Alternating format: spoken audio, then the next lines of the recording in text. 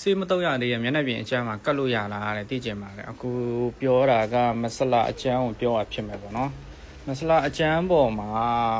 ဆိုရင်ကျွန်တော်မျိုးနယ်ကိုမေးမှရပါမယ်ကျွန်တော်တို့ရန်ကုန်မန္တလေးတွေမှာတွေ့ရတဲ့မျိုးနယ်တွေမှာဆိုရင်တော့ပေါ့နော်မဆလာကြီးအရန်ကျန်းပါတယ်တဲတွေလည်းကျန်းပါတယ်ပေါ့နော်တချို့ပယံသမားတွေလည်းတော်တော်များများကနိုင်ငံတွေမညီကြဘူးပေါ့နော်နိုင်ငံမညီကြတဲ့ဟာကြတော့သူကတော်တော်ကြီးကိုအဆင်မပြေဘူးပေါ့နော်ဟိုကိုမဆွဲတာပေါ့နော်အဲ့မဆလာအရန်ကျန်းလို့ကိုမဆွဲရပါပေါ့နော်တချို့ရှမ်းပြည်တို့ကျွန်တော်တို့အရင်ကလွိုက်ကော်ဘက်တွေပေါ့နော်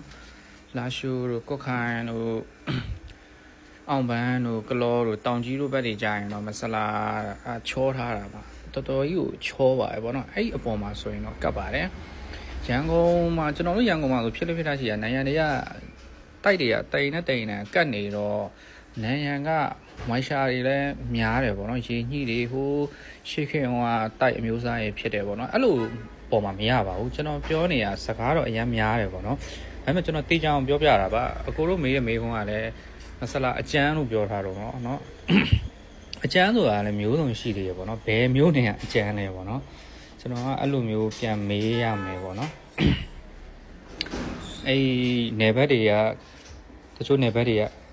ချောထားတဲ့အချောဆိုရင်တော့ရပါတယ်အဓိကမဆလာကိုတေချာလေးနဲ့ပေါ်လက်လိုမျိုးပြောင်းတဲ့နီလောက်ထိချောထားတယ်ဆိုရင်တော့အဆင်ပြေပါတယ်ပေါ့နော်ဒီတပေနဲ့ပေချက်ပေါ့နော်ကျန်တဲ့ပစ္စည်းတွေကမရပါဘူးဝေါ်ပေးပါကောဖြော20လ33ပေဒီပေအနံCP နဲ့ကိုရောက်ဖို့ပြပါရင်မရဘူးပေါ့နော်ဒီတပေနှစ်ပေကတော့ကိုဆွဲရကောင်းလို့ရပါတယ်ပေါ့နော်ဒီ 2D project တွေလည်းရှိပါတယ်ပေါ့နော်ဟိုဘက်မှာ 2D project တွေကြတော့ခုနပြောတဲ့နေရာနေမှာတော့ကပ်ပါတယ်ဟိုဖြစ်နိုင်ရင်တော့ပတ်တိရပြီးစေးတော့ရင်တော့ပိုကောင်းတာပေါ့နော်